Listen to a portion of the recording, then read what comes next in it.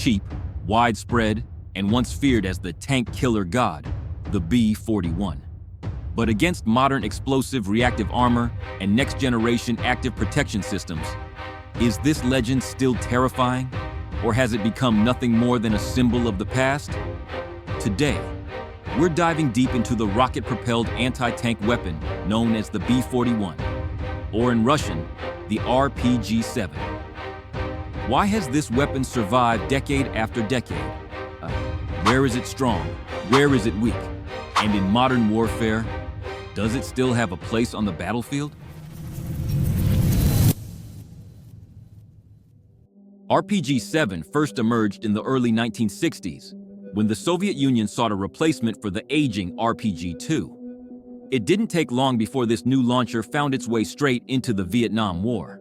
And by the 1970s, the RPG-7V and its PG-7V warhead had become a familiar sight on countless battlefields, from dense jungles to crowded city streets. This is a personal anti-tank weapon, built to take on the kinds of targets a rifle simply can't.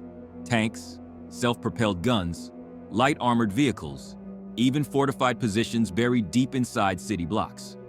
An RPG-7 team consists of just two people, the gunner carrying the launcher and the assistant, hauling 3 extra rounds along with 3 propellant charges. 6 shots in total, just enough for them to carry out sudden high-pressure missions right in the middle of a chaotic battlefield. The way the RPG-7 works might sound complicated at first, but in reality, it's brilliantly simple. Its warhead is actually larger than the launcher's tube, with only a portion of it seated inside the barrel. At the center of the launcher is the combustion chamber, where the propellant charge fires, pushing the warhead forward while venting gas out the back to eliminate recoil almost entirely. That signature bulged barrel, once wrapped in wood and later replaced with synthetic materials, is there to protect the gunner's shoulder from getting burned as the launcher heats up. The RPG-7 also has 2 grips, and for a right-handed gunner, the forward grip is where the firing hand naturally rests to keep everything steady. When the trigger is pulled, the firing pin ignites the propellant charge, pushing the warhead out of the launcher. Only after it has traveled about 11 meters does the rocket motor kick in, a clever design that keeps the gunner from being burned by the backblast. At that point, the warhead accelerates to roughly 295 meters per second, and if it hasn't struck a target after about 900 meters, it self-destructs.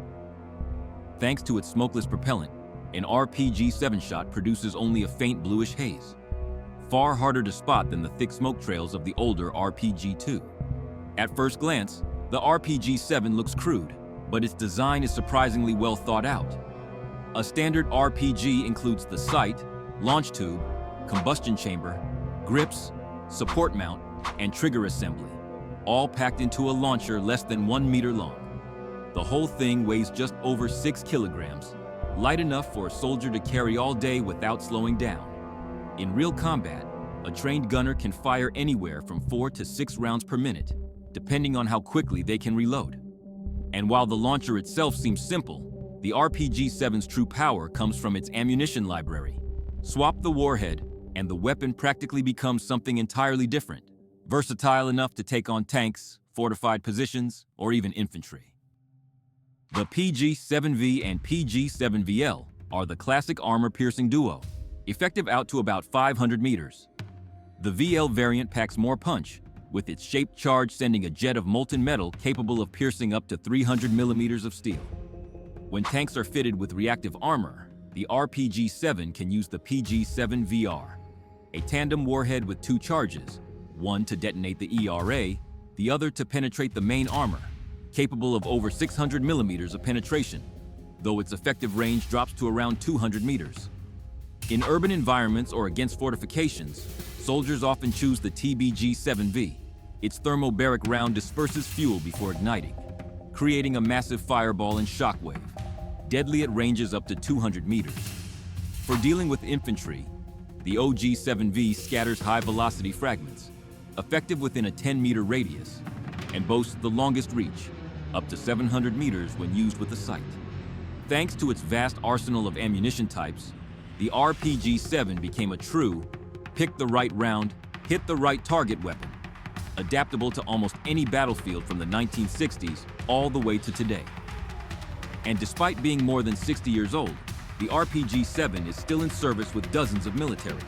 It's no coincidence that over 9 million launchers have been produced and have spread through almost every major and minor conflict on the planet. Its appeal comes from a formula that's almost ordinary: cheap, rugged, reliable, and incredibly easy to use. A new recruit only needs a few hours of training to fire it confidently, turning the RPG-7 into the perfect weapon for both regular armies and guerrilla fighters alike. Just like the AK-47, the RPG-7 has grown into a global icon of personal weaponry, from the 1960s all the way into the 21st century. And its secret isn't just the simple design. Its real strength lies in its ability to fire a huge variety of warheads, from 40mm to 105mm, each built for a different mission, punching through armor, breaking fortifications, hitting targets in dense urban terrain, or taking out enemy personnel.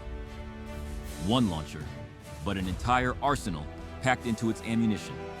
That's why the RPG-7 has never disappeared from the battlefield, and why it will probably be around for a very long time to come. The RPG-7 is a legend, but it's not perfect. Today's battlefield is nothing like the one in the 1960s. Back then, tanks didn't have explosive reactive armor or modular protection, and the RPG-7 could punch through almost everything it faced, even the M48 and M60. At distances under 100 meters, all it took was aiming at the turret ring, the rear of the vehicle, or the ammunition compartment, and the target was as good as finished. Today, the RPG-7 faces a very different world, one filled with ERA armor, active protection systems, modular plating, anti-RPG cages, and early warning sensors. Wind, vibration, and poor visibility can all chip away at its accuracy. And at longer ranges, it simply can't compete with guided anti-tank missiles. But the RPG-7 still holds its own role. Cheap, easy to operate, easy to maintain, and brutally effective at close range, especially when aimed at weak spots or lightly armored targets. To keep up with the modern battlefield, many countries, especially Russia, have upgraded the RPG-7.